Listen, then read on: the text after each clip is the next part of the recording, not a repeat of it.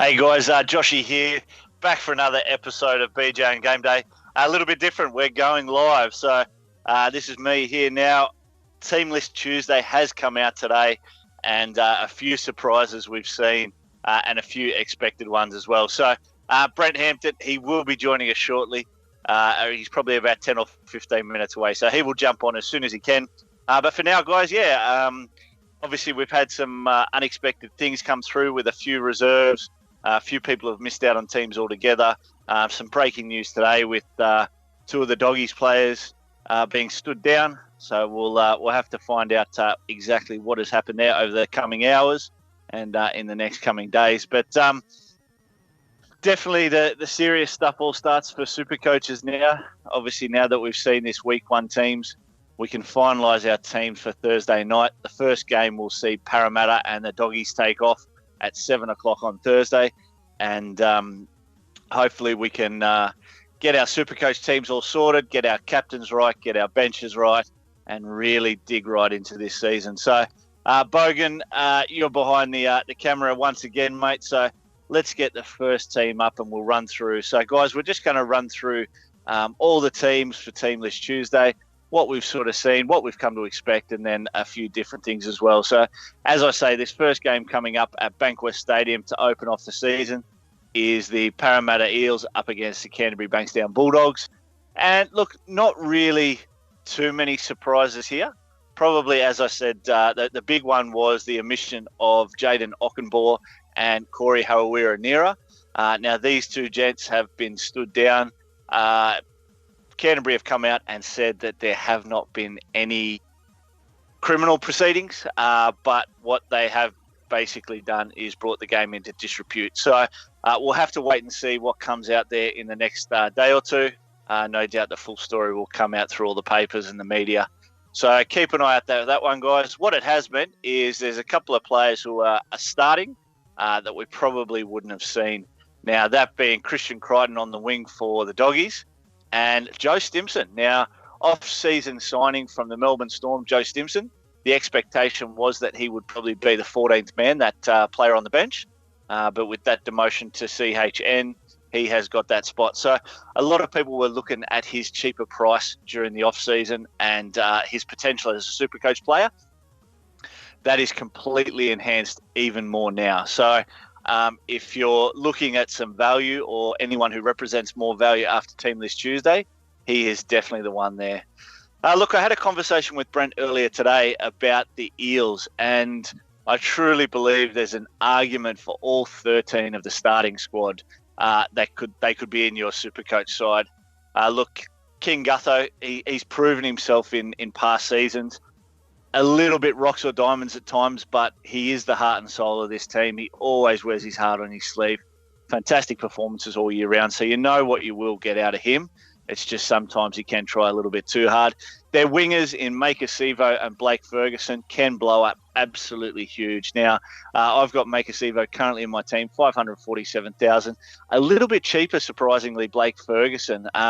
Obviously, we've seen him in past seasons get up to that $650, $680 mark. So the potential's there for him to make a lot of money. It just depends on that form. I've spoken about in previous videos the team structure of the Eels and how they line up with Madison, their new recruit from the West Tigers.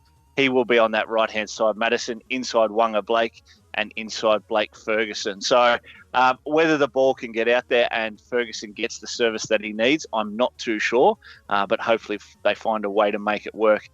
Their centres, look, Michael Jennings definitely getting towards the tail end of his career, but effective nonetheless, and a class player that's worn the sky blue jersey many times for the New South Wales Blues and performs quite well at club level. Wanga Blake, look, again, potential here with this guy is huge. I brought out a Power Rankings top 10 on Facebook in the past day or two for across the centres, and we've actually had a couple of comments already on the centres position, the top three in the 350 to 550 category. Now, that's a very, very vast category, guys. That's basically everyone in that top 10 that I had. So I'll probably leave that one alone. I might name one or two. As I said, in that top spot in that Power Rankings was Jesse Ramian from the Sharks at 422,000.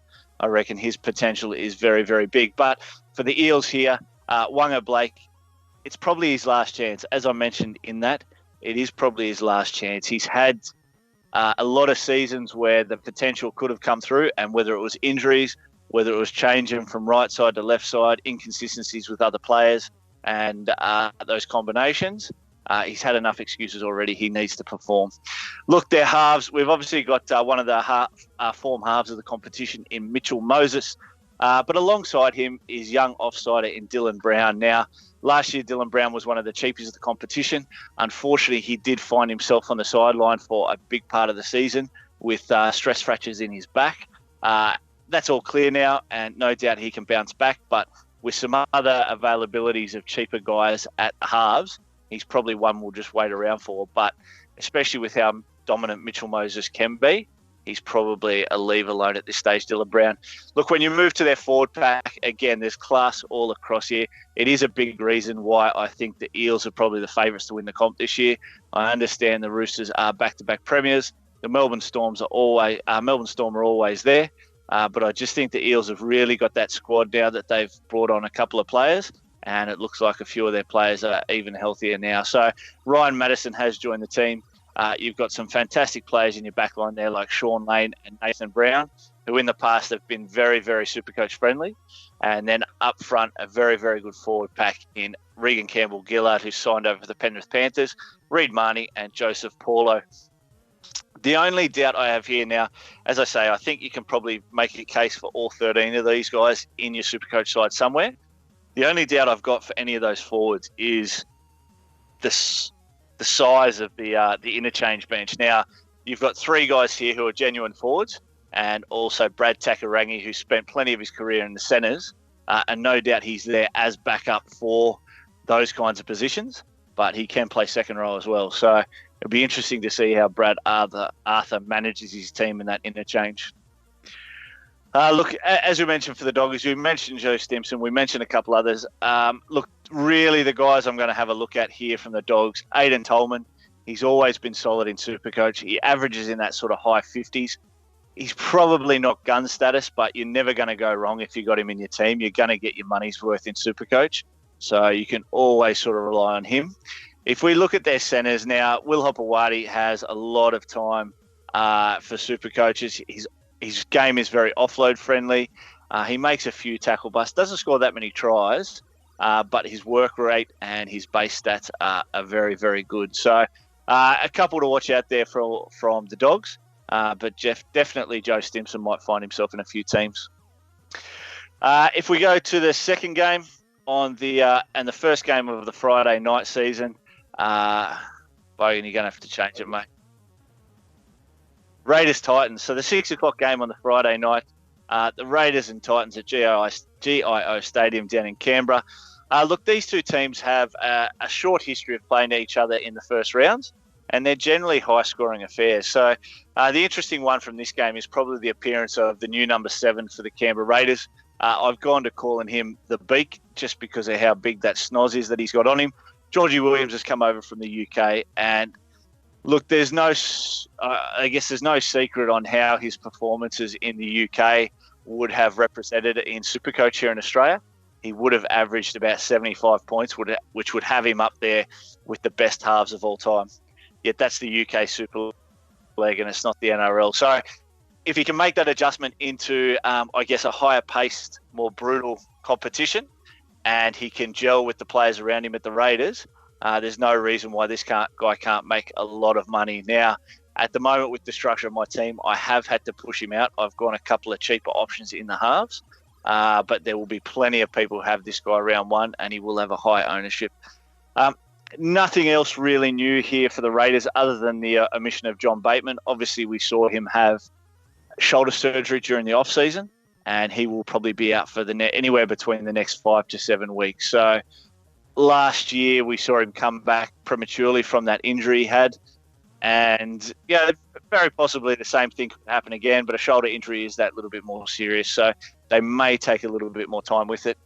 Superstars from last year, look, Charles Nichols-Klodstad was an absolute revelation last year for the Raiders, and no doubt he will perform quite well again in Supercoach. A little bit of talk around about the potential of Bailey Simonson for, how he can affect Supercoach. at this stage, I can't really have him in my team. I've got to wait for him to, I guess, show a little bit more potential. Joey Leilua gone, Jordan Rapana gone. He really needs to step up. I mentioned in a comment on one of our other videos that the Raiders definitely have the back three that has the potential to be one of the best in the league. Nick Kotrick, fantastic player. Bailey Stimson, fantastic player as well. But these two guys can be a little bit lazy in their ball returns on how switched on they are in a game.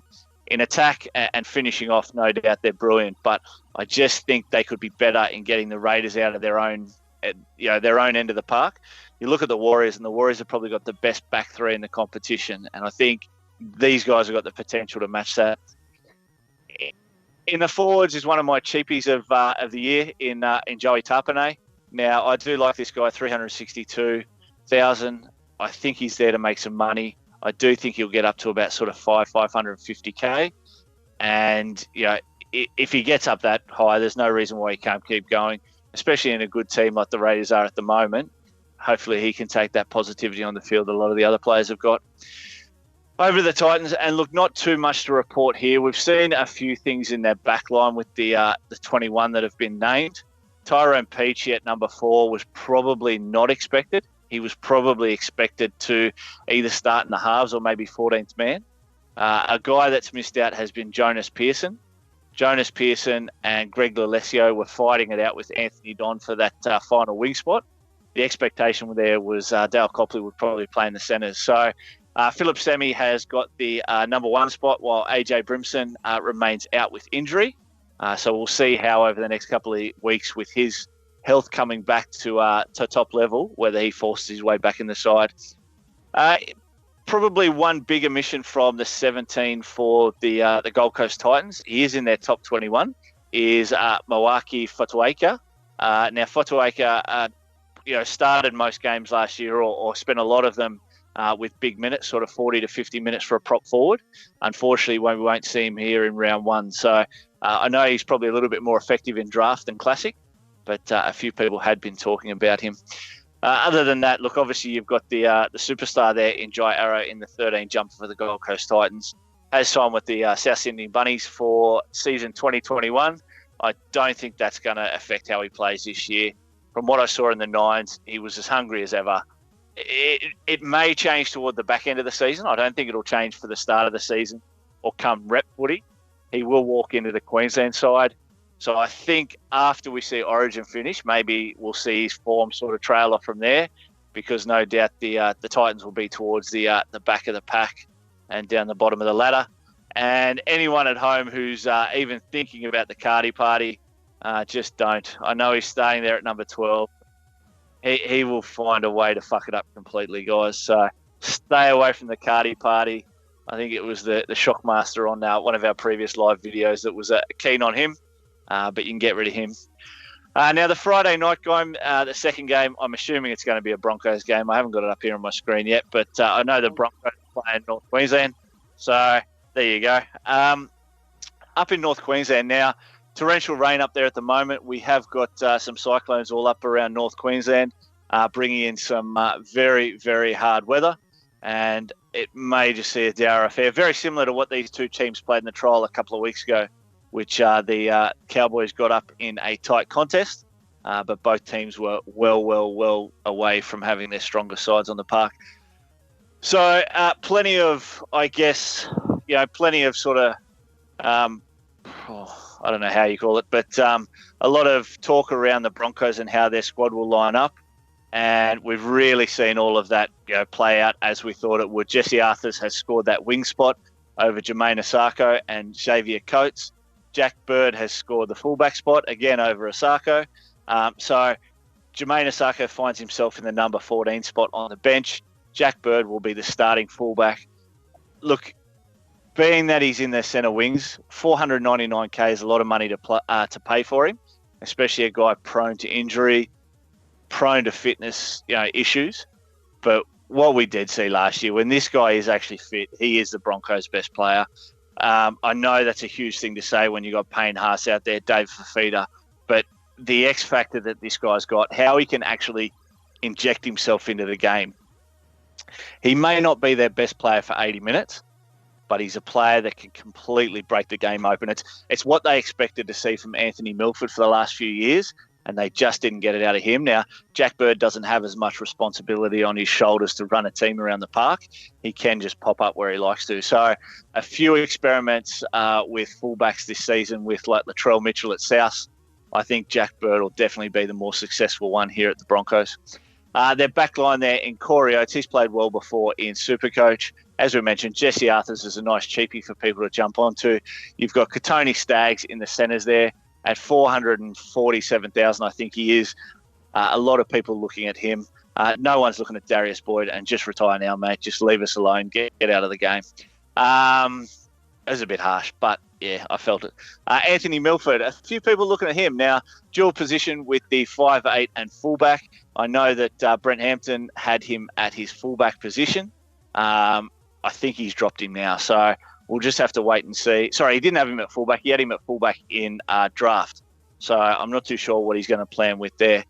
Brodie Croft at the 7. It is nice to see the Broncos finally with a half that is going to run them around the park and let Milford play his more natural X-Factor game. In the forwards, look, this is just stacked with youth and massive size. I love this forward pack. It's probably one of the best potential forward packs I've ever seen. The inclusion of Thomas Flegler and Patrick Carrigan, two guys who debuted last year off the bench. Patrick Carrigan made huge minutes in the trial, played 80 against the Cowboys, I think it was. If he had scored Supercoach, he would have scored about 90 points in that game.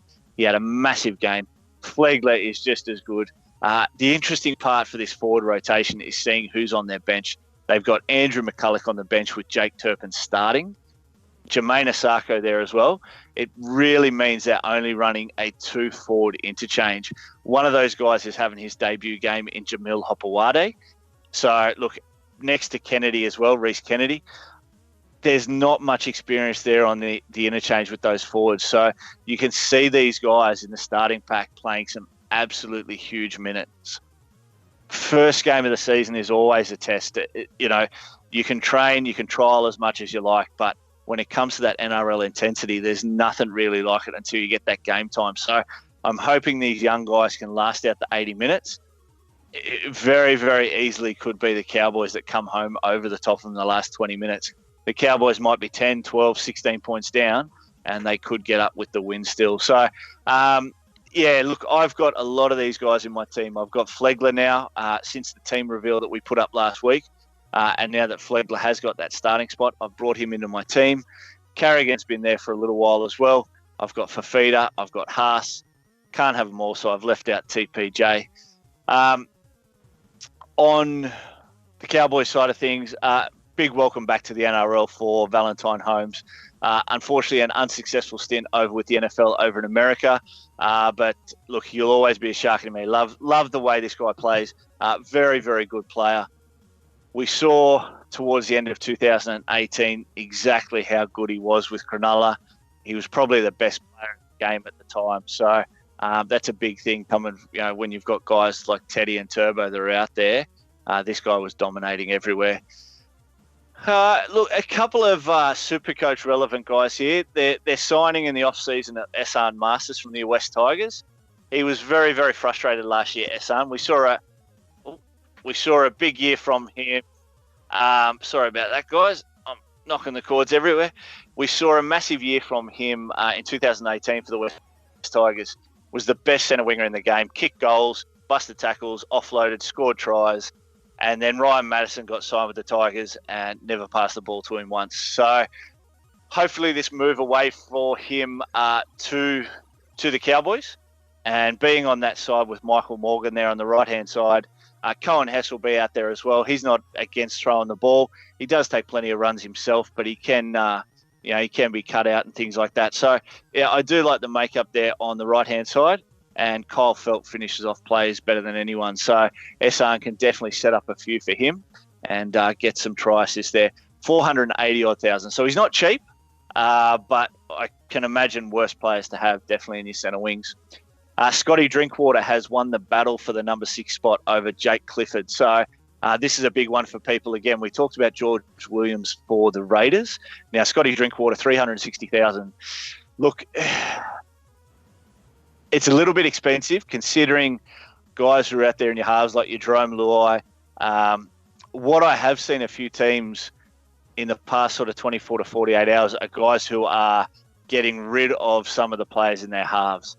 They're going blokes like Drinkwater, Williams, and Bogan can call himself a trendsetter here because he'd done this right from the start with his team. So a lot of people are sacrificing their halves, or at least 3 out of the 4 of them.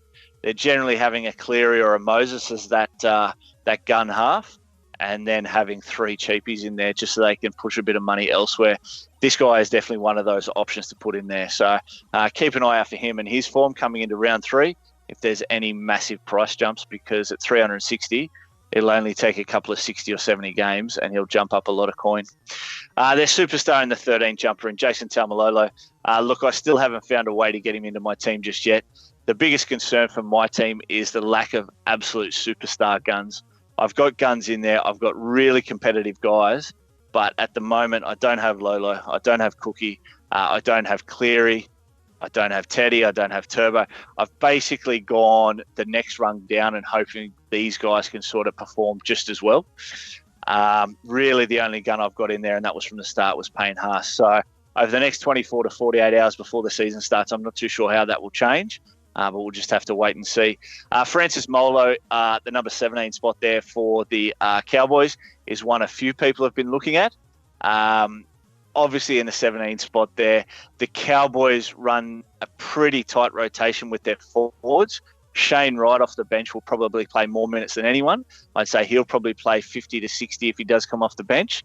Mitchell Dunn and Francis Molo will probably share about 40 minutes between, probably 20 minutes each. So really not Supercoach relevant until they start getting more points. Just jump down to the 18 to 21 reserves there, mate, for both teams. So look, as we said, Jake Clifford lost out his spot. Tom Oppich's name there. No real cheapies there to be having a look at. As you can see, we're with the Broncos. Look, Xavier Coates is probably the big one that we're unfortunately missed out on.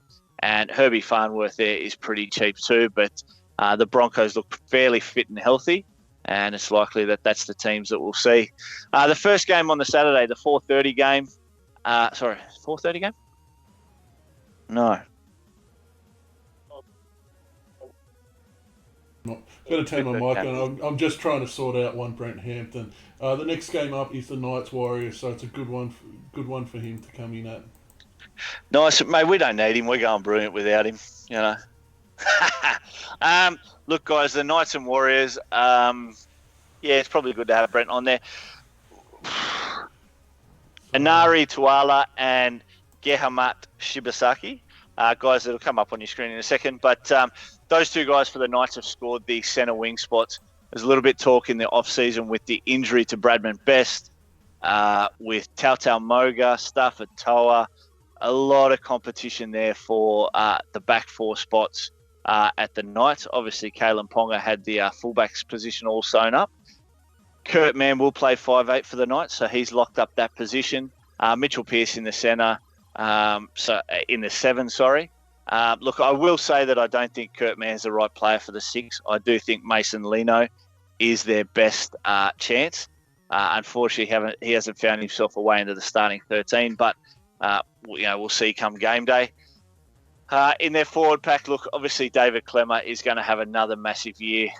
He's been one of the most dominant props in the game alongside Payne Haas, and a lot of people have him in their team. I have got him in my starting front row. These are 2 guys that I'm just going to set and forget, and hopefully come Origin time I can find a way around them.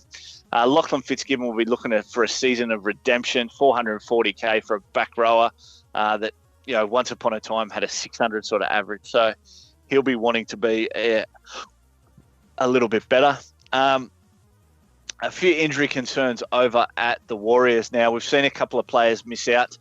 Ignatius Parsi, Josh Curran have both failed injury tests, so they won't be lining up for round 1. So we've seen a couple of cheapies come onto the interchange here for the Warriors.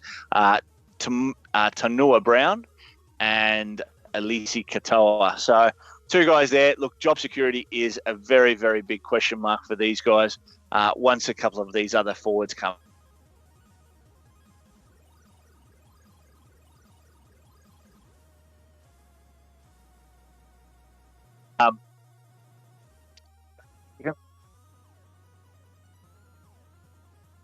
Yeah, I had a call come through. Hang on, my screen's all stuffed up. Okay, so one is a live streaming. I wish people would know we were streaming this brilliant show that is BJ on Game Day. Mate, I can't see anything on the screen now. Are we still live? All right, I'm just going to go. I've got no teams, mate. I can't see nothing. So obviously with the Warriors there, you've got RTS at the back. David Fusatua has gone to the centres. Really, really big call there. Obviously, Patrick Herbert has been pushed out to the wing. I don't like this. I thought Patrick Herbert showed enough in the centres that he could probably develop a little bit better. It may just be an attempt to get Fusatua into the game a little bit more at the attacking end. But what I do really like is his effort from the back. You know, it's well documented how well the RTS brings the ball back. Ken Malmolo last year, 2 or 3 years ago, Fusatua was even more dominant than them at the ball returns and things like that. So, we'll see how that all plays out. Chanel Harris-Tavita has scored the starting spot over Cody Nikorima. Cody Nikorima has missed the 6th spot. Hey, Brent Hampton joins us finally, mate. Better late than never. Mate, what's going on, buddy? You giving the missus a quick one? Oh. I would have been here hours ago if that was the case. Don't you worry about that. Mate, Sorry, we're mate. just running over. Well, we're just going to talk about your boys. We're up to the Knights and the Warriors, mate. We've been through a few games, talking about Team List Tuesday, a few things that have sort of caught us off guard. Mate, you reckon you're a bit touched up in Supercoach? Oh, yeah, I'm in all sorts. I'm sort of not sure what I'm doing. A couple of guys of old, that I reckon are undervalued that I want to put in, but they're saying it's the year of the mid-ranger, and I reckon there's a lot of value in that sort of 300 to maybe 450 mark, especially in the forwards. So if you're going to pick a guy that's around that 550, it means you've got to leave out one of these mid-range guys that have a lot of potential. So that's sort of what I'm a bit stuck on at the moment. There's some guys there I want to go for value, but I'm resting on previous seasons' laurels with wanting to go guys like, say, Andrew Fafita, but I don't know if that's just going with my the gut instinct rather than doing the smart thing early on. I'll tell you what, do you reckon we've got to the stage now where we've completely overthought everything? Yeah, stir crazy for sure. Yeah, because mate, I reckon I've gone through every player 100 times over. And, I've been pretty strong with Maker Sivo probably for the last 2 months. And for some reason today, I just thought he's going to end up in jail from all this stuff. He won't play. I don't know, just things going through my head. Mate, all take over for 2 seconds. All right, guys, I'll be back on track. What do you mean back on track?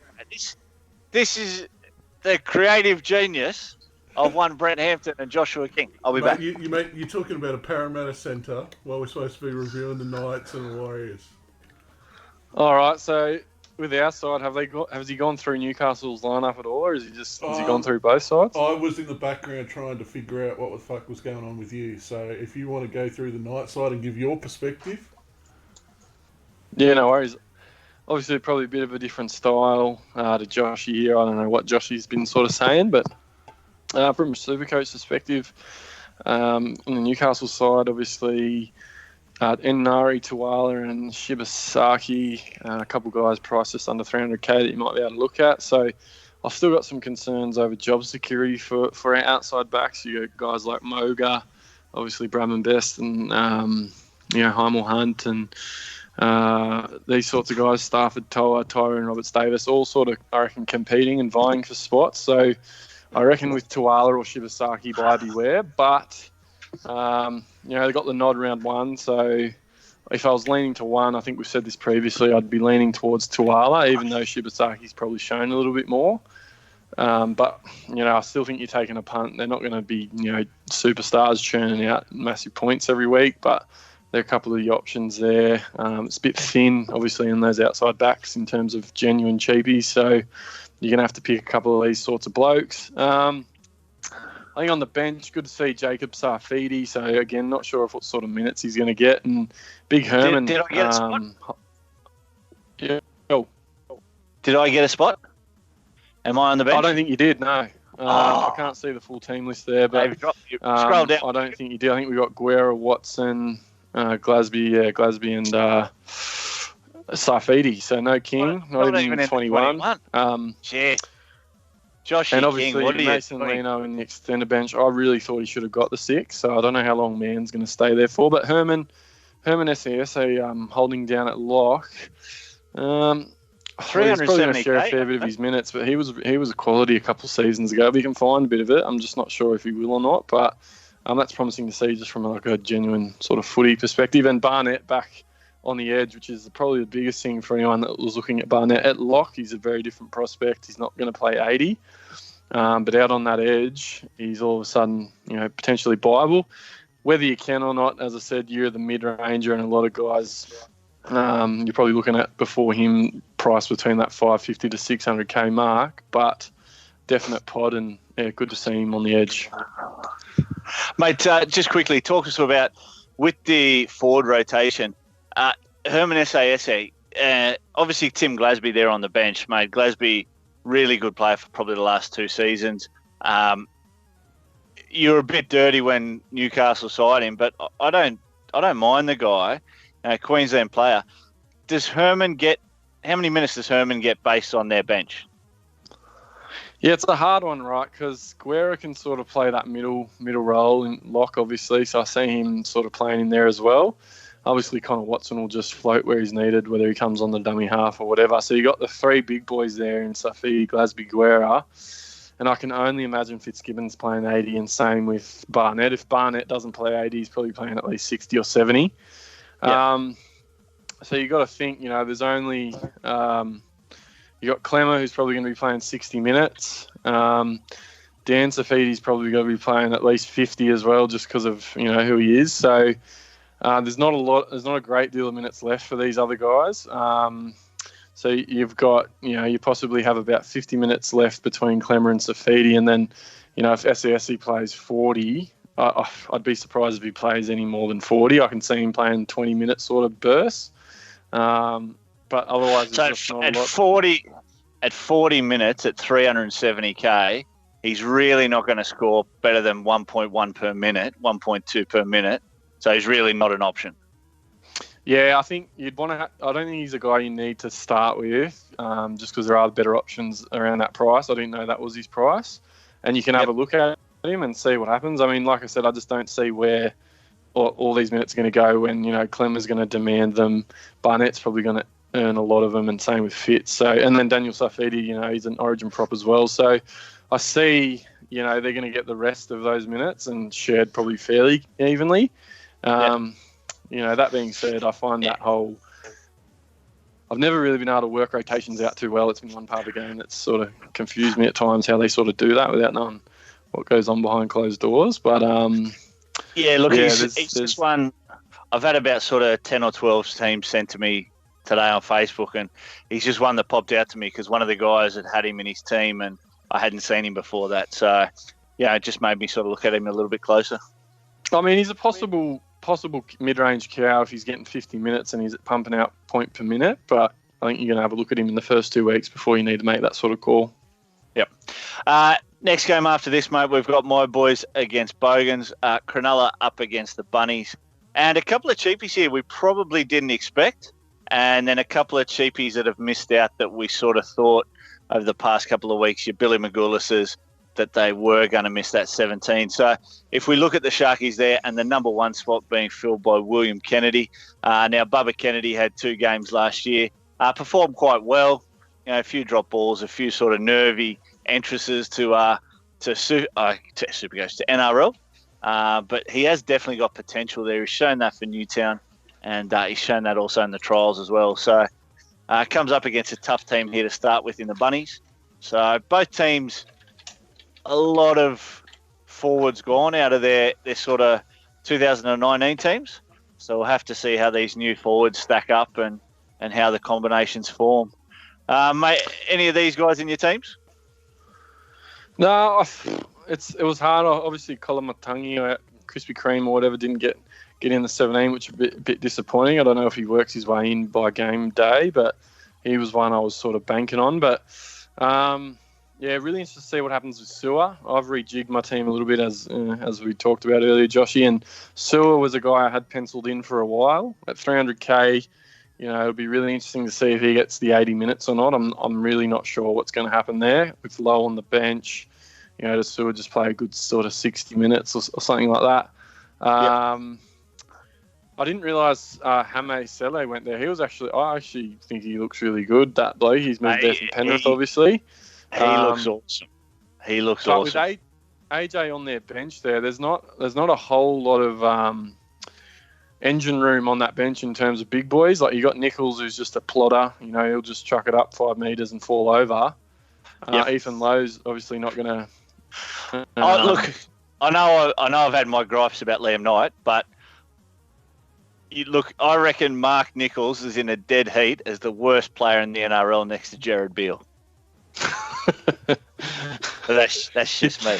I think I actually used to play against him, Joshy. I think I'm about the same age as he's from Canberra. He used to play for the Gungahlin Bulls, and I reckon he was as big as he is now back then, and he's just sort of hasn't changed at all. So yeah. It'll be interesting. Fucking useless. Even Totola, Totola and Burgess might be ones that, I don't know what they're priced at. I haven't obviously checked, but there's, like I said, there's not a lot of engine room in there, so Knight could be in for decent minutes, and like I said, you'll have him in by round 3, and I'm sure you will. Nah. No, give him a pimp slap, Bogan. Can you do a live pimp slap? Get it. Can up I there. ask you? Look, I think 1 to sort of 13 was what we probably expected, apart from probably a couple of the guys on in the props there with Totola and Burgess for South. But your blokes, I have come out and said in recent days that I think Blake Braley could be one of the biggest traps in 2020, and I know it might sound crazy, but with Connor Tracy named on the bench, I have even bigger concerns. Look, I don't see Braley with the base that's going to be needed to be a good cheapie. That's where I'm coming from. So he's going to need the attacking stats, and what I can only imagine will be how many minutes until Connor Tracy disappears off that list. I think he's gone from being a great cheapie to a good cheapie. As an 80-minute hooker, I didn't really care if his base wasn't that good, because over 80 minutes, you've got to think he's going to come up with the attacking stats. If he was 350 or 400K, no, he wouldn't be an option whatsoever. But the fact that he's 201K, even if he averages 40 points, which is what a bad hooker will do, I think he's going to play at least 55 to 60. Look, Connor Tracy, mate, he's not a genuine hooker. This guy's a 5'8". This guy's a former fullback. He doesn't, he's basically been put in there because he's the best of what they've got to put in. So I can't see Johnny Morris giving him too much time. The minimum amount you're going to see Blake Braley is 55 minutes. You'll see it every week. It'll be 53 or 55 minutes where Connor Tracy comes on, and depending on how Connor Tracy goes, you could even find 10 or 15 minutes later Blake Braley comes back on. I don't know. He's definitely not a genuine 9. They trialled both him and Magoulias in the trials at 9, and both of them looked a little bit lost. Tracy definitely looked better. And he's probably another cheapie that we've sort of brought up, because at the end of the day, SJ is going to go down injured at some stage. And this guy, this guy's the guy who's going to play number 6. So it's hard when you don't have job security to bring a guy in, but he's 240K. So if anyone was looking for someone a little bit cheaper than George Williams, or I know not Braden Williami, what's his name? The Brendan, what's the Bulldogs guy that got named at 6? Oh, Wakeham. Obviously, Wakeham got named today. He's 277. So again, if you're looking to try and save 30 or 40K for just a guy who's going to be a non-playing reserve on your bench and be a slow burn and make a little bit of money here or there, Tracy could be that kind of player. Mate, yeah, go for it. I'm not done here. I reckon what Liam Knight is to the Rabbits is what Jack Williams could be to Cronulla, and he's a little bit cheaper. I think at 400k, he's been spoken about probably a fair bit in social media circles, but I think he could be a real good one too. Mate, the only doubt I've got here, and I think he probably deserves to be a little bit cheaper than Liam Knight. If you look at the Bunnies, Jaden Sewer and Cam Murray, get the fuck back up there, Bogan. Stop fucking rolling shit down. Jaden Sewer and Cam Murray are probably in the past been 65 to 70 minute players, whereas Britton Nakora and Wade Graham are both 80-minute players. So the rotation I probably see is Jack Williams not getting as many minutes as Liam Knight. Scott Sorensen is a genuine back rower, so he's not going to enter into the forward rotation. So you'll probably see him come on, for Jack Williams in the centre. Whereas Liam Knight, he probably gets 60, whereas Jack Williams probably gets 50 minutes. In saying that, I think Williams is a better player, a better ball runner, a better tackler. If anyone's looking at Liam Knight, you got to look at Jack Williams. And he looks tough as. He does. Yeah. So the last one, I think, as well, a fair hits. point with that is you got Fifi and Woodsy, who are pretty experienced leaders there that probably take a bit of those minutes in the middle as well. Yep. Kennedy, what's the security like? Moylan's out for 4 weeks, is it? Am I crazy for taking him at 240k on my centre wing bench? How's he going? Is he going to have rise? What's happening? I'm surprised he's a centre winger, to be honest. I'm surprised he's got that, because for Newtown he's only ever been a fullback. Whenever he's played for Cronulla, he's only ever played fullback. So a little bit surprising. But, mate, at centre wings, 240 odd K I think he is. He's going to get at least 4 weeks. We know if they're saying Moylan's back at round 5, it's really round 8, so he probably gets 7 weeks. Dugan, when he comes back, Dugan probably plays fullback. That's the bad part. But again, does Dugan come back next week, or does he come back in round 12? What's going on with him? Mate, who knows? I heard he was going to get named at fullback before team lists, and then he was nowhere to be seen. Made the Cronulla staff come out and say there's absolutely nothing wrong. So, from a Supercoach point of view, Will Kennedy looks, a really, really good pickup. He's got at least that job security there for 4 weeks. So he's proven that attacking-wise he can score points. I rate this guy ahead of blokes like Adam Dewey and Zach Lomax. The only thing they've got over him is that they're goal kickers. So that can be the turning point. But if you're looking at 240k compared to 320 or 350, I'd almost take this guy ahead of them. Yep, sounds good. I'm going to take a punt on him. And obviously your boy Rudolph. Rudolph for another Sutherland Thor by the looks of it. Mate, he's found his way onto the bench there. Obviously, great news for super coaches. Yeah, definitely. We've a big shortage of cheapies this year. Really, really big shortage of cheapies. This guy's one guy you can get in. He's going to work for it. He'll join in that rotation with Hamlin, Ueli, Woods, and Fafita. Look, Fafita's not going to play big minutes, mate. He can't. He just doesn't have the body to anymore. Yeah. I think he's going to be more about quality rather than quantity, and he'll come on and sort of play 45 to 50 minutes. Woods will play a little bit more, I think. I think he'll step up. But, I reckon he's a good opportunity, Rudolph, and I reckon he'll make some money. I reckon, within 6 weeks he'll be up to about 350, 400K. So, good money making there. And the final game on the Saturday night, mate, and we've got the Roosters and the Panthers. Now you can scroll down, Bogan. There we go. Mate, the biggest surprise here, I didn't see this coming, with James Fisher-Harris being on the bench. Yeah, I think I heard today they might be easing him back in from injury, so don't be too concerned. He's come back from a pec injury. I can't imagine he's going to be behind Tedavano for too long. And I took him in draft thinking he'd start straight away, but anyway. Your boy Aiken's named at the back, so that was a good one for whoever. If you've gotten on him, he's probably got some certainty back there now. He's got 6 weeks. For 6 weeks, is it? Is Edwards out 6 weeks? 6 weeks is the minimum Edwards will be out. Maybe 8 weeks. I had at one point taken Luai out, and if he's named at 6, I have to have him. I just know. I know he got ragged on from trials or whatever, but his kid is class. And I have to put him in, and that's. There's no one on the bench that takes him out of the 6. Stephen Crichton's on the bench. He's the centre winger on the back there. He's sort of the Mr. Fix-It if anyone goes down injured in the back line. But, yeah, there's no one there. So it's a little bit hard, obviously, 24 hours out to have whoever in there. But, yeah. And good news for Appy as well. No bench hooker. You've got Burton in the extended side, but, for me, that looks pretty good. So I'll be running both Luai and Appy. Must have. Liam Martin, obviously, as long as James Fisher-Harris isn't there, but that's probably not going to be for too long, I wouldn't have thought. Asai, yeah? Yeah, mate, he's made his way in my side. Huge. Looked at him a little bit in the off-season. I just wasn't too sure with a couple of the signings that they sort of brought on with Liam Martin's development and things. I wasn't too sure that he'd get the minutes. I thought he'd be a bench player. If Fisher-Harris comes on, I'm hoping he plays front row and Tedovano gets dropped.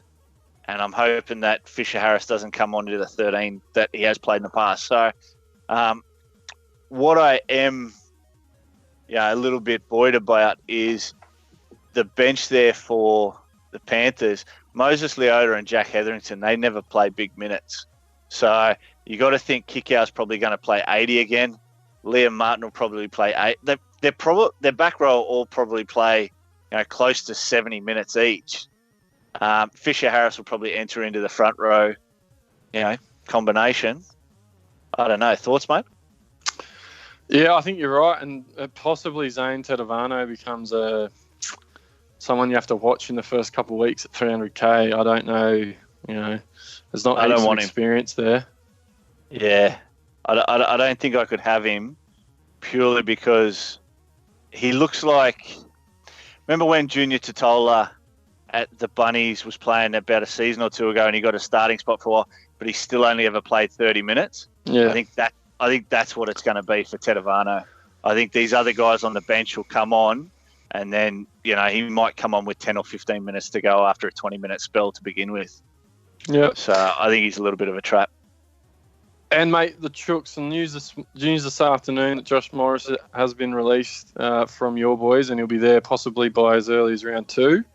So with that, obviously, big Gussie Crichton named at centre for this week, but his stocks, I reckon, have just skyrocketed because he won't find himself in that centre position once Joshy Morris is there. So I think that's a pretty big signing for the Chooks because, losing Latrell's huge, but Joshy Morris just fills a gap as if, possibly wasn't Latrell who sort of thing. That's a huge signing.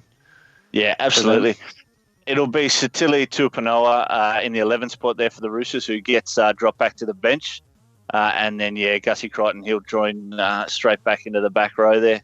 Is there any possibility that it's Orbo that goes back to the bench and Tupu plus some letters on the end of that will, at 270K, possibly be relevant? You have to wait till probably round 2 to see that. But he passes the eye test big time. He runs hard to bring down. Mate, I absolutely love the thought behind that because big fan of this guy. I think he has a lot of potential.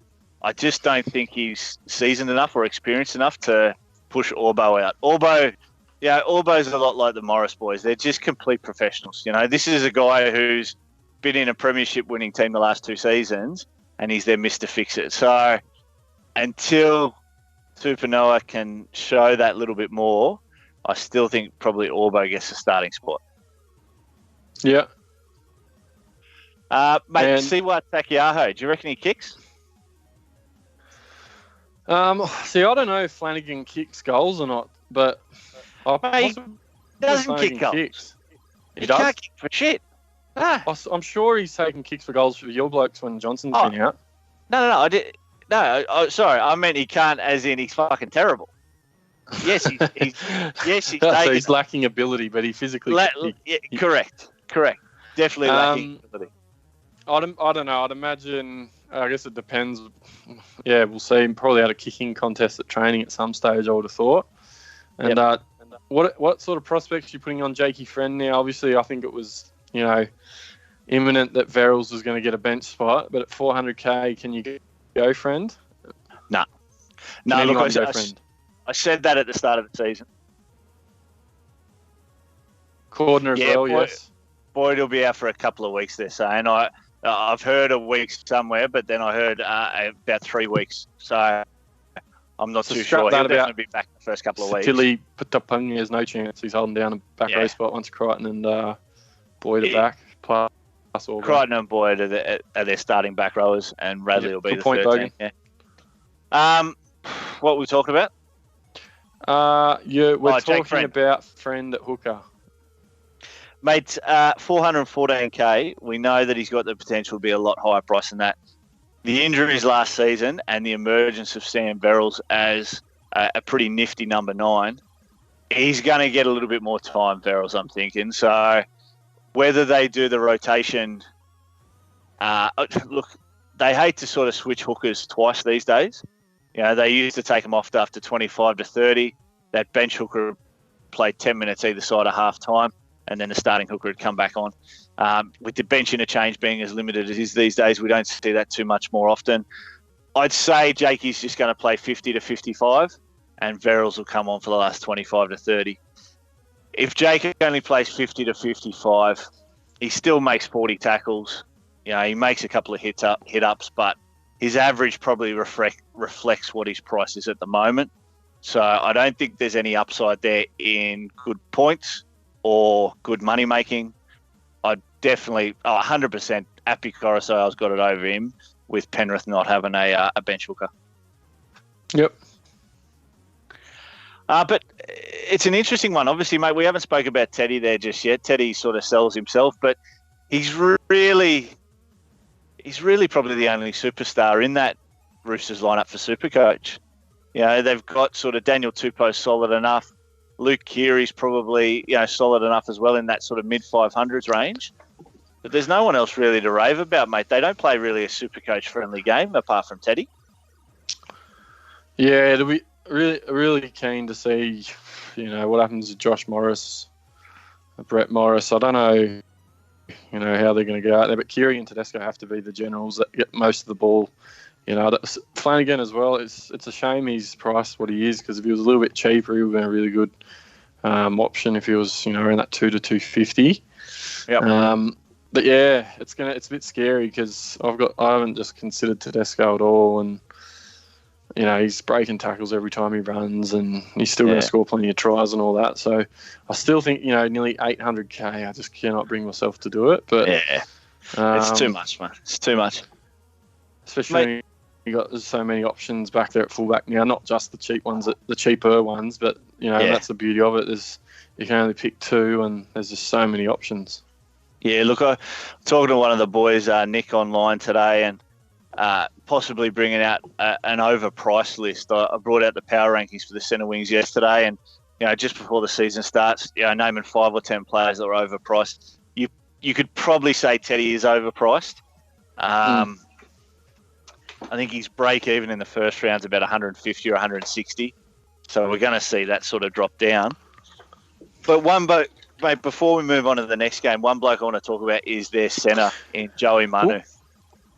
Just quickly on Teddy, mate, just to reiterate your point, how's this for a lot? I'm just looking at NRLSupercoachStats.com, shameless plug, great website. So for Tedesco, from round 18 to round 25, so the last, 7 games of the season, 8 games, sorry. This is what he's gone from round 18. 95, 99, 155, 82, 100, 134, 84, 78. Yeah, massive. Those are insane numbers. Huge. Insane and numbers. Guys, so there's no reason why he can't do it again. There isn't.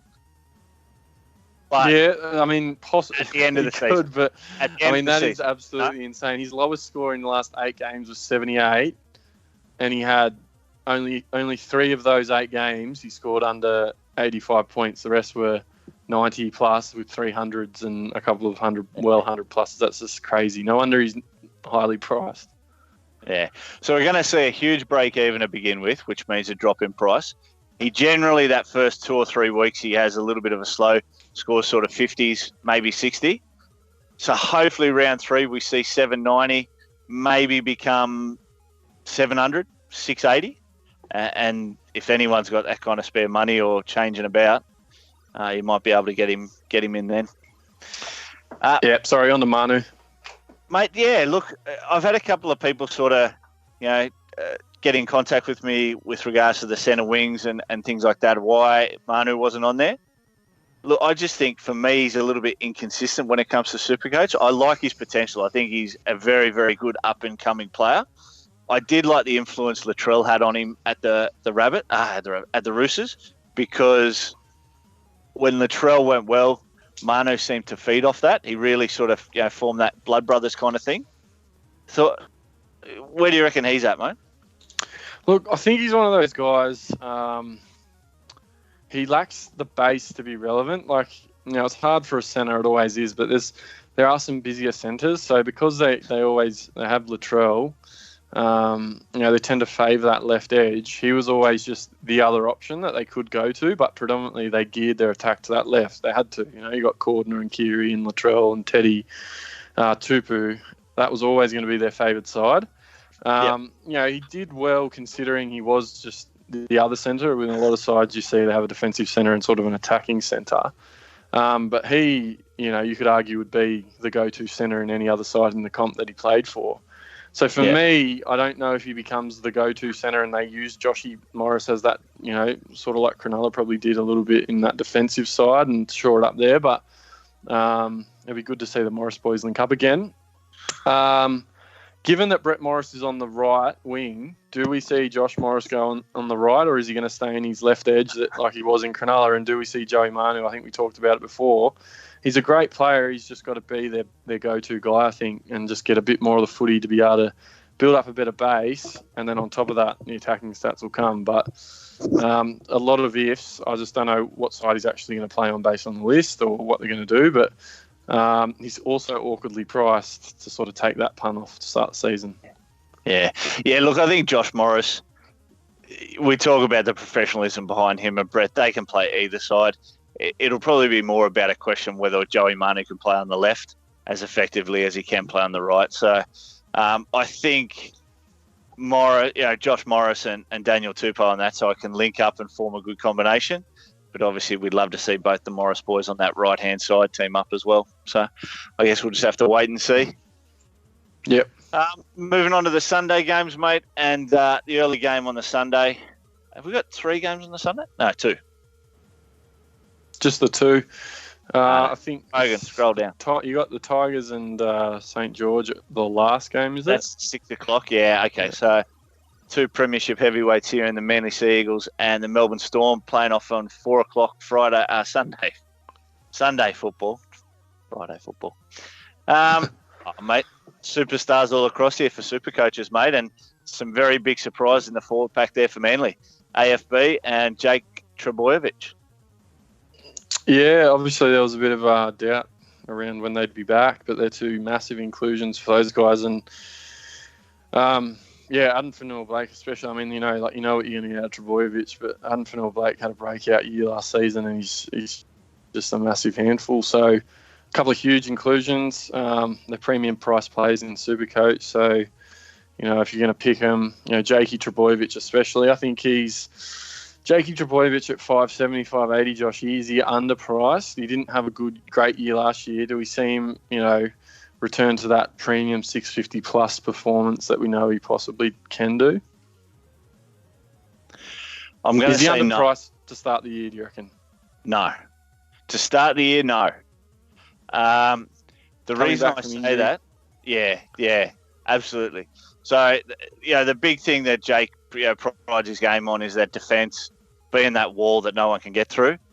You can't tackle without a shoulder. So I just think there's going to be some hesitation from him coming back. AFB, Jake Trbojevic, both had the same shoulder surgery. They had it in the same week at the end of last season.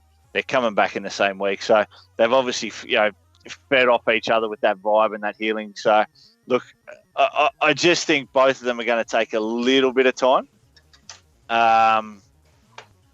But, yeah, $575, I think, is the right price. I think around that sort of 600 mark for both of them is fair. 64, 65 average. I don't think we can expect too much more from them at this stage. Maybe after about 6 weeks, 7 weeks, then they can sort of develop further, and particularly Gerbo. And just quickly on Manly, there you got Danny Levi obviously named at hooker, which was expected, but they got Croaker on the bench at $380K. Is there any way people can find a spot for Levi? Is it just for his price, he's too awkward, and you have to either go for the price you consider you're at Coruscant there? I suppose it's really hard to find a spot for someone like Levi. Mate, we've sort of spoken about this before. The game really embraces, and Supercoach embraces, that 80-minute hooker. The reason guys like Blake Braley come into the calculations and talks is because they're 200K. Api Coruscant has proven to be a good player in the past, so you can sort of take that risk on him. And the fact that Penrith haven't, named a genuine hooker on the bench is even better. Lachlan Croaker, as much as he's not a hooker, he's definitely a playmaker. He's handles the ball quite well. So I can't see Levi playing anywhere near 80. Again, we talk about this sort of 50 to 60-minute range that first hooker plays. Was he ever an 80-minute hooker at the Knights, mate? He could play 80. He didn't always get it, but he is dangerous. If he gets big minutes, he's busy, and he does sniff out a dummy half a fair bit. He was actually looming to be a real option had he been the only hooker, but that hasn't happened. So I don't know if he is. But good to see Kepi as well, mate. I think obviously a cheap 201K in the front row. Mate, as well. I think a lot of people who sort of were hoping this guy would get a starting spot with AFB out, Jake Turbo out, and hoping these guys hadn't come back early because plenty of people were hoping he'd get the starting spot. And Olakatu, another one there on the bench. Again, a little bit of talk around him as being a potential starting player while those guys are out. So we really see the forward pack, the A-grade forward pack for Manly there with Tapau in the front row and Joel Thompson and Curtis Sirenen in the back row. Let's just scroll down to the 18 to 21 for a sec, Bogan. I'm really surprised. I think, and they must be injured, I think Gachevsky is, but Corey Waddell, mate, do you know anything? Is he injured? No, I agree, though. They're both quality players. I know Gachevsky is. Gachevsky's out for about sort of 4 or 5 weeks, but I hadn't heard that Waddell was. So no, I don't know nothing about Waddell. And dead set, how have they left the big T-Rex out?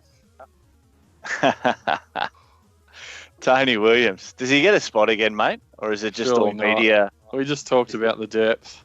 They don't need him, that's for sure. No. You've got some very good players there on the bench in Tuafofoa, Sipley, and Zach Sadler, and a couple of good centre wingers there in Tavita Funa and Brendan Elliott. Mate, Brendan Elliott, I rate this guy. I always have. I don't know why he can't nail down a starting spot, whether it be in the centres, whether it be on the wing. I know his preferred position is fullback. It's sort of like when Peter Hiku used to deputise for Stewart, and Brendan Elliott does the same thing for Turbo. And I know they lose a class player in Turbo when he's gone, but he's a bloody good player. And in Supercoach, he's never going to score those hundreds, but he's pretty solid. So, nice if it was backup if they need him. Points based on effort, you'd pick Elliott and Parker if first picked in your back line. If it was putting in. And that Melbourne side, mate, I think it's all pretty much the usual suspects in there. There wasn't too many surprises. There was a lot of hope that Branko Lee might have found one of those outside back spots, but Sevi and Olam have held that down. But otherwise it's fairly what we expected, I'd say. Yeah, look, I think we spoke about it in one of the previous episodes where Craig Bellamy really makes anyone at the Melbourne Storm earn their spot. Unless you're a complete marquee signing, you're never going to find your way into a team. And obviously Olam and Seve have put in the hard yards to find their starting spots in that team. Brinko's really just been signed as backup. If either of these guys get injured, he'll get a spot. But, he's been training up here with East Tigers for the past couple of weeks as well. So I can't really see him playing anywhere other than up here for the next sort of foreseeable future. Mate, the other thing that we talk about overthinking it, the other thing that came into my mind today was Cam Munster. Threw me in the draft the other night. One of the boys took him, I think, in the first round. I didn't think he'd go that early, to be honest, and I thought he might have even gone before Cleary or Moses. So, mate, thoughts on Cam Munster and the kind of season he can have for Supercoaches? Oh, it's a bit of rocks and diamonds with Cam, I reckon. Like, obviously, he's a great player, and he always wants the ball in his hands and that sort of thing, but you just don't know what you're going to get. He can get you 140 or, you'll get you 40 probably every week. But I just think his price, had he been, possibly dual fullback 5'8", it would have been good, but he's lost that duality. He's 640K, so you got to think he's more expensive than Cleary, Walker, Moses. And he doesn't kick. There's a lot of guys that he's more expensive than that I couldn't justify it for the price. And given there are those other guys at 700, like your turbos and your Lolos and stuff like that, I think if you're going to spend that much money, you may as well spend the extra and get one of them. That's just my opinion. I mean, there'll be people that go Munster and he'll probably do well, but I think I'll wait for him to drop in price. And I reckon, even with the route I'm going to go, based on what I've done today, where I actually don't have a genuine sort of gun 5'8", when I make enough money to be able to bring one in, I still don't think he's going to be the one that I try and bring in, but we'll see what happens. If him and SJ are priced the same, let's say 600K, and they're both in a little bit of form, there's an argument to be made. Like, you could pick either one of them, but I think he's just a little bit too high priced for me to start the year. Fair call. Mate, we've spoken about a lot of these players in the previous episodes, like your Pappenhausen and such. So if we go along with Teamless Tuesday, there's no real surprises here for Melbourne. Harry Grant, obviously, with the 14 spot while Brandon Smith is out. But still plenty of talk around that switch with Moborowski with the Tigers. Whether that happens or not, we'll just have to wait and see. And Big Nelson, is he injured? Yeah, he's been named on the extended bench there, but he is injured. So apparently he'll go straight back into the starting spot when he's fully healthy. But they've put him on the extended bench there just as a precaution, whether he makes a miracle recovery for this week. So, yeah. And the final game, mate, we mentioned it before, West Tigers and St. George will round out the round. Probably one of the games I'm really not looking forward to watching, but once Supercoach kicks on, it's not really about watching the teams, it's watching the players. So a couple here, mate. Cheapie of the week, really. Taking Ewan Aiken's spot in the centres, Braden Williami.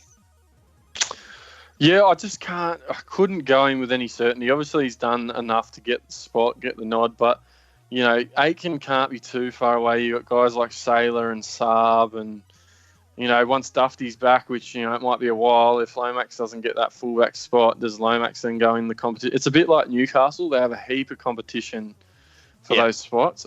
Surely Aiken... I don't know what's going on there, but he's all class. So, mate, there's a lot of competition, and it's a bit of a buyer beware thing with Williami, but here's a bit of rejoice for a few people. Does he hold his spot, you reckon? Mate, 2 years ago, Latrell Mitchell was the starting centre for the New South Wales Blues, and Ewan Aiken and Jimmy the Jet were fighting out the second spot. Now, there was a game there where Latrell absolutely destroyed Ewan Aiken, and he's never come back the same since. That season I had him in my Supercoach. We spoke about him, week in, week out, and there was even a week there where I captained him and he scored a try in the 70th minute or something to score 70 points. But look, I remember that. You're right. He's too good a player. He's a strong player. For a guy his size, he plays well above his weight. I think they're a better team with him in it. I know Braden Williami's shown plenty in the trials, and he's really sort of come on board at the Dragons with a lot of effort. But I'm having Ewan Aiken in there. Look, I've put Williami into my side purely because he's 200K. If he can last 3 weeks, and what I do see with this guy is a lot of Braden Burns. I do like the effort. I think he's actually got a lot of base stats in him because of that effort. But if he can average 50 or 60 across the first 3 rounds, I'll be absolutely stoked with that and any kind of price rise I can get out of him. Yeah, good first matchup anyway. If he can cross the line for a pie, all of a sudden he's a different prospect. And mate, at the end of the day, like you can't have everyone. You can't have all these cheapies. Yeah, I know we're talking about how there is limited cheapies, but there are still a few out there that you can sort of take a risk on. And this is just the guy I've chosen to take a risk on. So, yeah. Well, for instance, I think at 201k, Williami's a better punt than what Fui Maono is coming off the bench at the same price in the same position. Absolutely. You're more likely to get some spike points when Williami gets a try or a double than, it could take Fui Maono the whole season to score what Williami could score in one game just because he won't get as much time out on the field, I don't think. Well, if we scroll down and just have a look at bench alongside the forwards. Now, one thing about the Dragons forwards, just go back up and just have from the 9 bogan or the 8.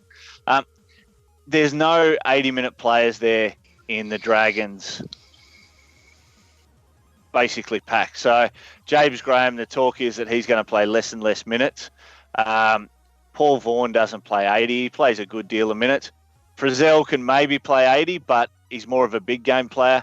Tarek won't play 80 and Blake Laurie won't play 80. So Merrin, Fuimoni and Jacob Host, they're going to get minutes on the park, but it's just what they do with them. So, again, does Fui, what does he get? Does he get 30? Does he get 35, 40? Look, yeah, he'll make some money, but he might be one of those players that turns from 200k into 270, and it's just not enough to have him on there. Whereas, Williami, I think he can sort of score tries and get those attacking stats, and if he's playing 80, there's a potential there that he scores 90 or 100. It doesn't matter how many minutes Fui Maono gets, he's never going to score 90 or 100. So that's what I sort of look at the difference with those cheapies. Yeah. Mate, the West Tigers side, a couple of interesting players here. Actually, while we're down here, Bogan, just scroll down a little bit further, just so we've got the 18 to 21 in there on the West Tigers side. How those 4 guys in 18 to 21 can't make the starting squad. Like, West Tigers have probably got one of the best even spreads across the top 21 because Cheekham is a brilliant player. Clark was good last year on his debut season. Eisenhuth's proven himself. And Momirovski, fantastic centre. So, bit of injury cloud behind Momirovski, but apparently he was good to go for round 1. Yeah, and this has probably been the biggest thing I've reacted to today in light of this. And I know it's obviously round 1, but I really expected Cheekham, if he wasn't starting, to be on the bench. Hence why I think Luciano Leilua becomes a lot more relevant. I don't know what to make of that bench. McKaylee plays the middle. Musgrove will play the middle. Reynolds will, jump into hooker there at some stage. But what Chris Lawrence's role will be... Why he shouldn't be there, mate. He's... Yeah, I agree. I'm not sure what the go is there, but all of a sudden I can't look past Luciano after seeing today. And that's a bit reactive, obviously, round 1. But he was always there, but just I wasn't sure he'd even get the start. But if he's going to get 60 minutes, he's going to be dangerous. I've actually put both the Leilua boys in. You've put both? Yeah, fair enough. Mate, look, they're absolute pods. And, I mean, the more sort of people keep talking about them, the less pod they become. But True. I've scrapped that. I've actually already pulled them back out. Pulled them out again? Yeah, good thinking. Good thinking. Mate, Luce, I just can't see him playing 80. I don't think he's got the engine. I think even 60 pulls him up sometimes. And I reckon, though, if he can pump out the 60 minutes, I'll take it just because of the style of player he is. I think if he's getting 60 minutes, they'll be quality minutes, even if it's 55. He's just too much of a handful. He's got the offload. He'll break tackles. Yeah, fair enough. And I think him and BJ will play on that same side, if I'm not mistaken. So I just see a lot of opportunities being created for... if it's on that right edge as well, which I think it is, don't quote me on this, I could look like an absolute goose, but it'll be Benji's side. Yeah, look, you'll have Benji on that right-hand side with Lucy, Joey, and then Nofo out wide. And on the left-hand side, you've got Luke Brooks, who teams up with Luke Garner, and that's generally the Momirovski side. So, obviously, Adam Dewey being named there at the centres. Yeah. I don't like this. I'd have Momorowski in there. Again, it may be the injury cloud. I'm not too sure. Robert Jennings has been solid enough for a winger. Obviously, there's plenty of good DNA in the Jennings name. So, yeah. Yeah, I just think, and their draw's not terrible to start the year. It's just Luciano's mid 400, so it's a bit awkward, and hence why now I can't go a couple of these guys that I was hoping to go around that 300 mark. So, yep. I'll be watching him pretty. Despite you not being keen for this game, I'll be probably watching it pretty closely. Yeah, gotcha. Mate, that's it. That's 8 games. Teamless Tuesday. Covered them all. Not much else to say. I think that's it. You'll get another day or so to sort yourselves out and figure out what you want to do. Obviously, all these months of planning and preparation is, these last 48 hours of pandemonium. Yeah. Yeah. So, guys and girls, basically, the BJ and GameDay codes there at home. So the Supercoach group code, 218667. I haven't counted over the last sort of week and a half, so I'm not too sure where we're up to. But plenty of onwards and upwards for that one. But the big one there, we've got a tipping comp started now. Obviously, a bit of talk around Supercoach not having tipping this year. I'm pretty sure they've teamed up with KO. You can still get access through the Supercoach app, or you can go directly, I think it's to tips.com.au, and that teams up with KO. The code's there, JY3USHLE. I think it's just the 3 of us in them at the moment, isn't it, boys? Yep. So purely for bragging rights, that one. See how we go there. Now, Joshy, we'll just go to some questions. First, we'll just go to some questions. You got the mic on, Bogan? I do have my mic on at the moment. But we'll just go to some questions from the YouTube videos, and then we'll got some questions from the chat as well. So, yeah, cool. First one, probably Bailey Smith, who commented on the Pimp 3 video. Will Ponga kick goals if Lino is in the side? I don't think so. Lino's the better kicker, so if Lino gets named, all of a sudden you lose that niceness with Ponga, unfortunately. I don't think he gets it. All right, that was a nice, easy one. Xavier086 asks, what's your thoughts on Ash Taylor? No. Next question. Next question, just a flat out no? Flat out no. You've already answered this one, Joshy, but we'll see what Brent's thoughts. This is from Hayden Oddie on Bailey Simonston. He says he's a great underrated option. He's a talent and will improve drastically. What do you guys think? Oh, look, he looks good. He does look good. For me, I don't know. I think he's just under 400k, so he's a little bit awkwardly priced. And then I would just say that if you're going to go him, I would go Kotrick just because Kotrick's cheaper and he plays on the left outside of Croaker, which would be their favoured side. But that's just my opinion. I don't know what Joshy said, but as a footy player, I reckon he goes unreal. He probably plays fullback if Chance gets injured at some stage as well, but I couldn't find relevance for him. He was last year's cheapie, basically, not this year's. What did you say, Joshy? Mate, I said the same thing where basically Potish, we talked about him last year. He made a little bit of money, had his chance. Definitely got the potential there, but I just want to see something before I risk a player like that in my Supercoach side to start off the year. Again, I spoke about him a little bit earlier. Oh, you might not have been here. Yeah, we was talking about the Friday night game. I think the Raiders back three have got that potential to be like the Warriors back three, but Kotrick and Stimson have just got to not be so lazy.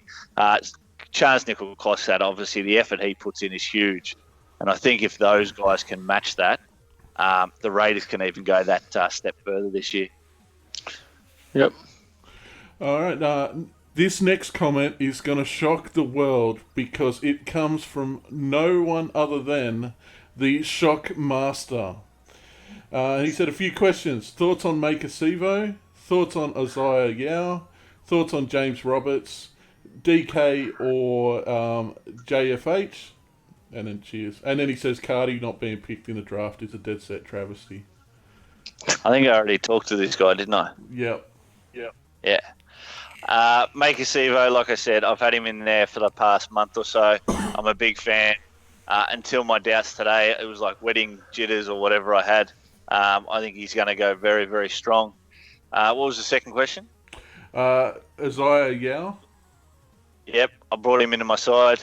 I think if he was second row only, I wouldn't have him in there. But the fact that he's centre winger, I think he'll average sort of 55 for the year, and that's a good centre winger in any year, a 55 average. So I'd be happy with that. Third question. James Roberts? Hampton, you want to answer this because you're a bit more of a fan than I am? Yeah, look, I think Jimmy, I reckon I've looked at him actually this season. He's just under 400k, so he's sort of a tempting price for me, 400 for what he is. But apparently he's dropped a few kilos and he did look pretty good in the Indigenous All-Stars game. The only thing with it is they'll favour that left side, obviously, of the Rabbits. So, that's Cody Walker, Burns, Campbell Graham side. So, the problem with him is he'll get 26 one week and then he'll get 76 the next. And it's just because he doesn't have great involvement, unfortunately. But, if he's hungry and actually goes looking for the ball, he'll be very, very relevant very quickly, and just keep an eye on him in the first couple of weeks to see what he's about. Yep.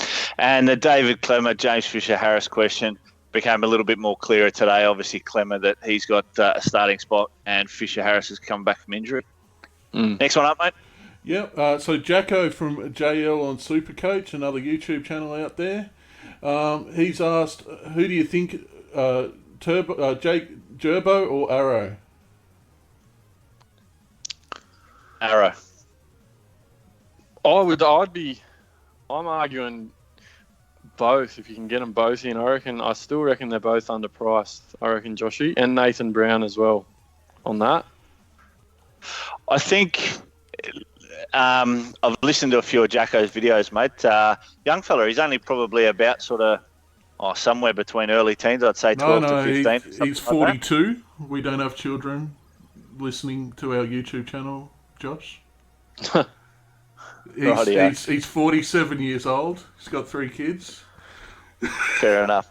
I did as well, Joshy. He does sound young. Yeah. But he's got a good footy brain on him, young Jacko. So, big fan. Jacko, yeah, mate. Look, my thoughts are just I think Arrow's an absolute superstar. Not saying that Gerbo isn't, but Gerbo, I just think he's a little bit. It's hard to say lazy, but he's just not. He hasn't got that animal about him. He hasn't got that mongrel about him. Gerbo's just a workhorse.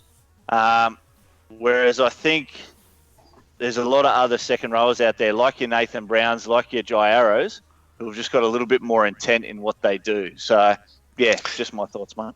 The only problem, if you had to pick, I'd still go Arrow. The other thing with Gerbo is, especially when they don't have a genuine 6 there, is Arrow will ball play at the Gerbo will ball play at the Lions. Fucking subs, isn't he? What do you mean we're losing subs? We're losing viewers. We're up to like 80. Really? Yeah. But now fuck, that's all right. Oh, was this live? That's all right. Yeah. Yeah, it was live. Same as the drafting. Fuck, that's why you had to be on time. I think we're back now. We're back. That's right. Fuck, I didn't know we were live. Jesus Christ. Yeah, we're live. That's why you were supposed to be here on time, you idiots. Sorry, boys. Yeah. Sorry, everyone out there that's viewing, and thanks for tuning in. And obviously, thanks to everyone that jumped in are we as well, back, Joshy, on the draft. You probably talked about this, the draft on, was it Sunday night? I don't know. Can't remember. Yeah, anyway, good work all the boys Anyway. that got around us and jumped in on Skype, because it's not easy to do it all the time Anyway, for us. We do this a bit, but good on them. I'm guessing we're back. So we are back, according to Jed Rose. Thanks, Jed. You've got a lot of questions in here. Oh, fuck, I just lost half of the chat questions. Hooray!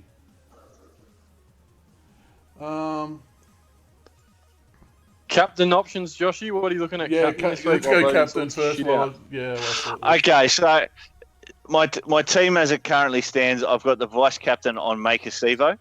I'm hoping just the first night, opening night, he can have an absolute blinder, score 3 tries.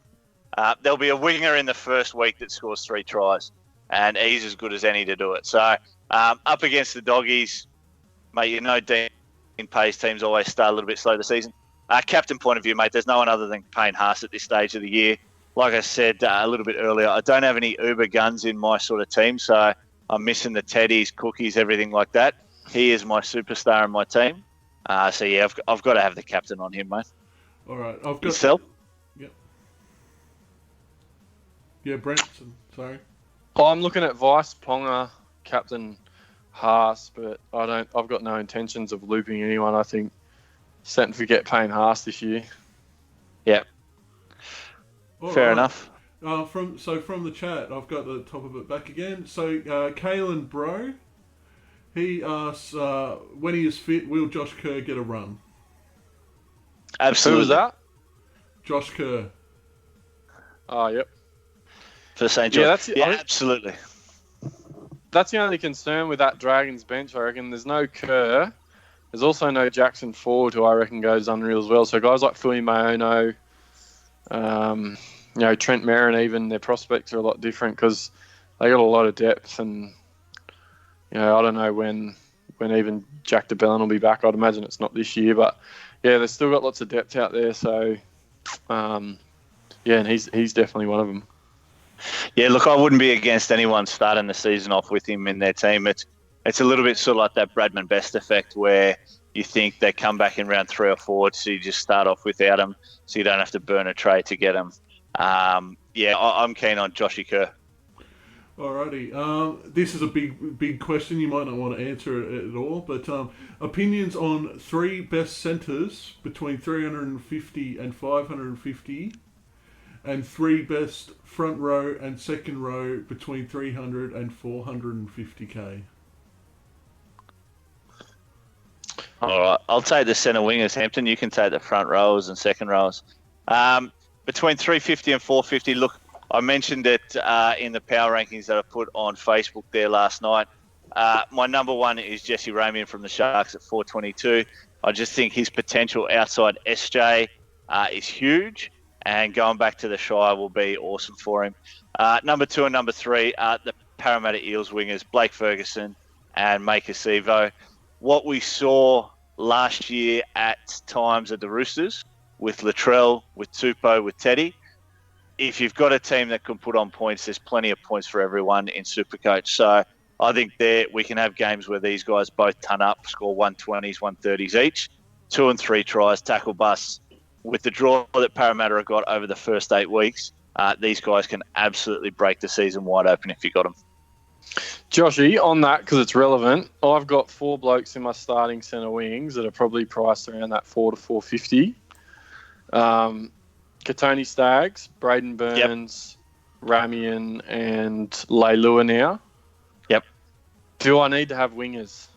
I'm concerned I've got centres. I think I'd miss possibly something by not having a genuine try scoring.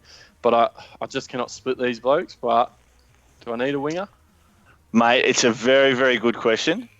I think what we see are wingers are the ones who blow up. So we talk about these guys who score 3 and 4 tries every game. If they're going to score 120, 140 points like your Ruben Garrick did last year, Sevo's done it plenty of times, you're more likely to get it out of them unless they're in a brilliant side. So we obviously saw Latrell, how he can attack and things like that. All right. Yeah, maybe. Hang on, no, we're still going? Sorry. Hold on, mate. We haven't even got to the forwards yet. Fuck. Hold on.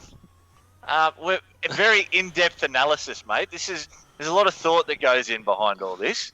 Yeah, mate, I reckon you need a winger. I reckon you probably need to go 2 and 2. I'm guaranteeing you, not all 4 are going to be averaging 60 this year. I just can't split which fucking ones I'm going to have that will.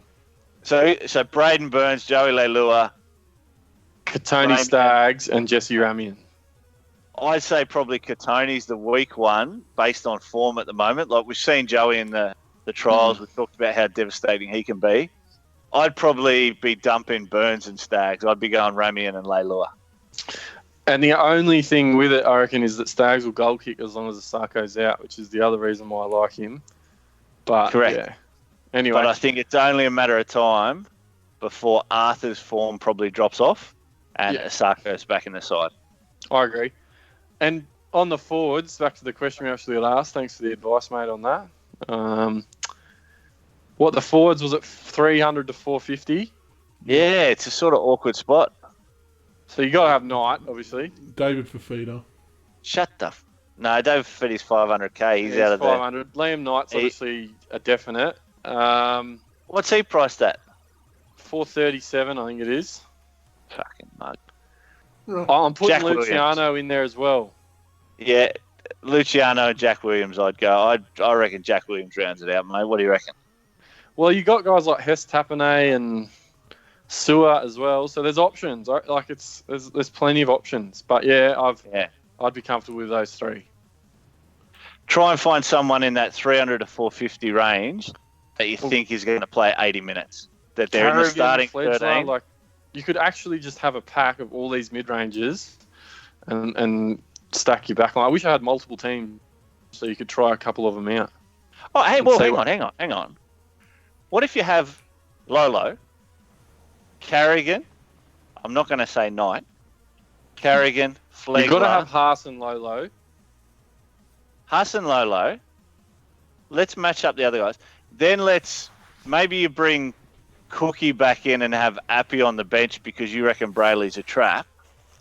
Does that get you the cash to do that? And then maybe have Cleary and Moses as well? I think you run out of money still because you're still picking 300s everywhere. So where are those cheapies? Because there's not many of them in the outside backs either, and you still want your Pappenhausens or a Turbo or someone like that at fullback. So you probably do. Maybe if you don't go Haas and Lolo. So if I look at my team now, I'm seeing it sort of thing. If I dropped Arrow, right? If I dropped Arrow, he's sort of between Fafita and... Well, I don't have Lolo, but if I had Lolo there. So if I dropped Arrow, it'd make me about sort of 250, 300k if you dropped into someone like a Flegler. You get Carrigan in there. If I dropped Clemmer, I'm not going to say Liam Knight, one of the other guys. You move Carrigan up and bring in Sewer. Yeah, it probably brings you up about sort of 500, 550k that you can sort of move elsewhere. Oh, mate, it's not the worst option with the potential we see with Carrigan and the Broncos running two players on the bench. So, yeah. Options. It's too late to be thinking about that shit. Oh, mate, still 2 days to go. Plenty of time. And call in sick from work tomorrow and just spend all day on Supercoach. All right, Buggy, go. Next question, mate. Liam Wendell, debating Madison or Murray. Which one should he pick? Oh, this is a hard one. If Murray was playing 13, Murray. Fact that he's been moved to an edge, I'll go Madison. Hampton? Oh, that's a hard one. I mean, it will be interesting to see the effect that Murray moving to 12, like what will happen. I just think he's so much more suited to playing in the middle, whereas I see Madison as a better edge sort of player. And mate, Murray is so reliant on Cookie. Like, their combination was huge, and the further you push him away from that centre, the less they connect. Well, and the other thing will be is from memory, Sewer, I know we always talk about edges and who plays where, but from memory, Sewer was playing on the left, and they might put Murray on the right to try and shore up the Reynolds-Roberts edge. Like, so if they put him there to be more defensively oriented rather than, attack, like, you might see a bit of a drop. Hey? Yeah, that's what I'm doing. I said Bogan's eating apples again. I'd be going Maddo, but don't underestimate the player in your club doesn't necessarily get 80 minutes factor straight off the bat. And Parramatta had a pretty stacked bench, if I'm not mistaken. Joshy, can you recall? Did they not have They didn't have a Will Smith on their bench or anything like that, did they? No Will Smith. Kane Evans, Brad Takarangi, Terapau, and Maria Nakora. So, four very solid. Man? No, Takarangi's in there. Yeah, so just beware. But it's hard. Yeah. All right. Is that it for that question? Next question. Yeah. Next question. And it's another one from Liam Wendell. And I'll answer the first half of this one because I've got experience with this one. I'm new to the game, and in the first few rounds, would you rather good players that will make you money or straight out with the guns? Because I'm debating to put Jack Whiten or Luke Carey. I'll answer this because this is the mistake I made last year. You gotta think about what players you're gonna make and the players you can buy later in the season.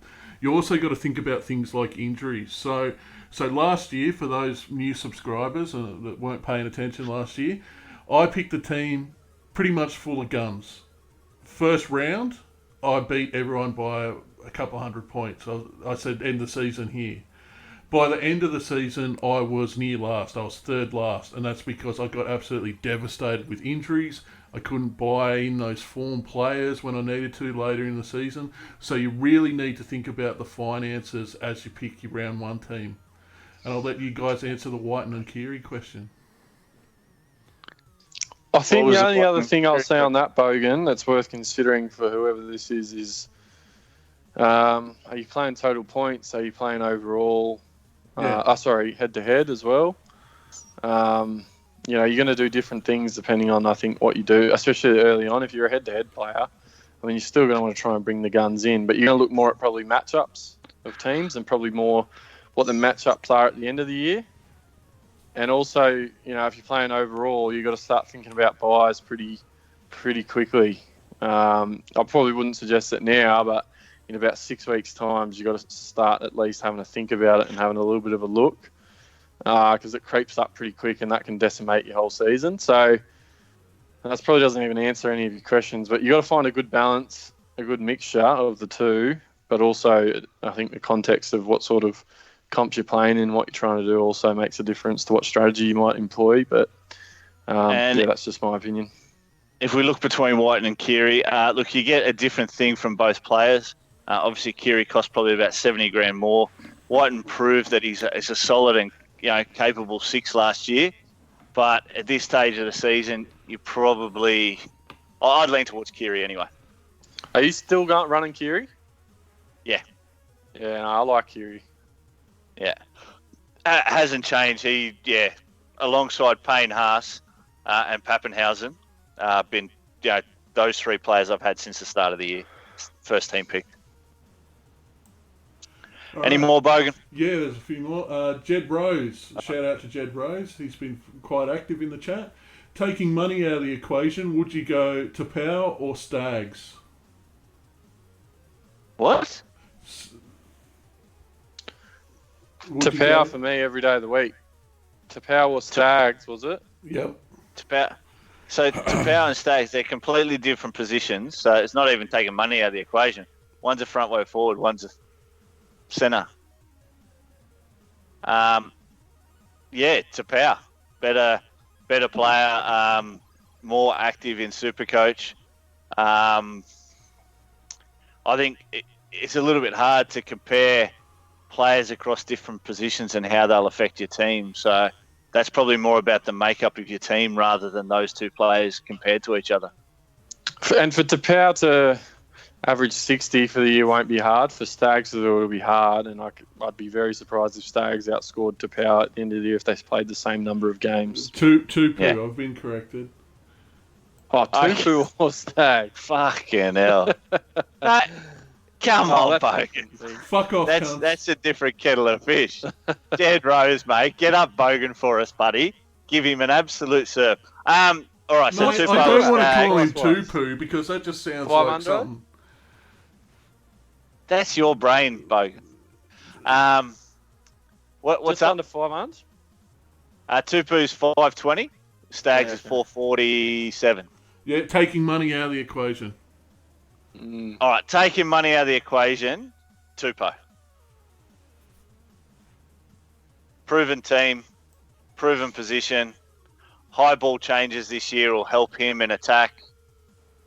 Yeah, he's a better, more reliable Supercoach player. It's a good question. I like it. I think Tupu had a good year. He came back to what we were expecting. He had a quiet couple of years there, but last year he bounced back. That's a hard one. I reckon one of the most underrated ball runners, from the back, coming out of your own end, Tupu. And as you said, that new rule change is going to benefit him immensely. If Asako was the goal kick all season, I'd go Asako though. Stags, but I don't think he will because Asako won't be far off, as we've said previously. Yeah. This one's probably a question for Brent, because you gave him a pimp slap the other day. Walters instead of Braden Bailey. Well, I think this is the beauty this year if what we have is if Braley doesn't fire, he doesn't turn out to be what we all expected, or he doesn't even average 40, Walters could be a good get-out-of-jail-free card, but you're going to have to make a call after 2 weeks, possibly. Maybe the third week you can let it go again, but it will be hard to make a call to say Braley's not worth it, but you'll be able to have a look at both of them. I've currently got both of them because I am not sold on him, but Reynolds has been named on the bench as well. We'll see. That'll be an interesting one. And Joshy, you sounded like you were just about to want to wrap it up there. No, mate, I'm on 4%. So I started on 70. Mate, I started on 75. It's been an hour and a half long fucking stream, so phone's not in whatsoever. Have we got any more questions, mate? Run them through them. Nice, quick. All right, so we do have the Shockmaster. Is Will Kennedy a better option than holding Bradman Best? Yes. Okay, that was easy. Jed Rose again. Thoughts on Waka Blake?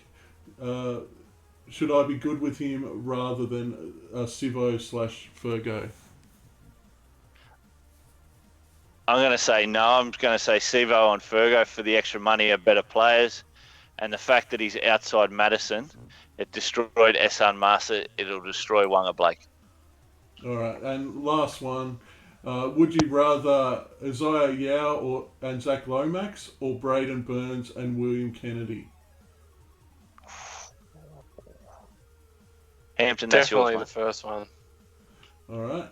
Arrow and George Williams and Lomax or Sewer, Milford and Burns? Wait, say again. Who was the first? Who was the combination? Arrow and George Williams. Arrow and George Williams and Lomax, or Sewer, Milford and Burns. Oh, the first one by a country mile. It's got Arrow in it. And finally, Williams and Yao or Hess and Burns? Williams and Yao. Yeah, same. All right. And that's it. That's it. There we go. Are we going to wrap it up? Yes, we are. So, guys, Teamless Tuesday. Yeah. Go for it. The code is there for the group and the tipping comp, so get into it. Good luck to everyone. Yep. Guys, we will come back. Our next show will be next week. We're going to go back to one a week, guys. We are way too busy. This has taken a lot of effort. Awesome. Thank you, everyone who has subscribed, who has jumped on the Facebook pages. We've had a massive push early on this season. We have put in a lot of effort. Bogan has worked fucking tirelessly on this, guys. So, big shout out to him. It's been absolutely awesome. And, we'll continue on everything throughout the year. As Brent said, he's got a little one coming, so he may or may not be here some weeks. We make it work together, but we can make it work on our own as well. So, Guys, keep tuning in, week out. Send in questions. We'll always do our best to answer them on live, and we'll see you all next week after round 1. Hopefully everyone scores over 1,000. Cheers, guys.